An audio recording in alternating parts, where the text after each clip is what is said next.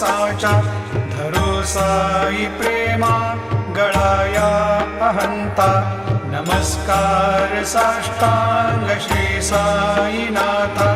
धरावे करी सान अल्पज्ञ बाला करावे आम्हा धन्य चुंबो निघाला मुखी घाल प्रेमे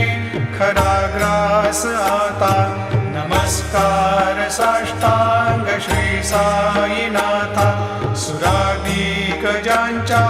पदावंदिताती शुकाधिक ज्यांचे समानत्व देती प्रयागादि तीर्थे पदी नम्र होता नमस्कार साष्टांग श्री साईनाथा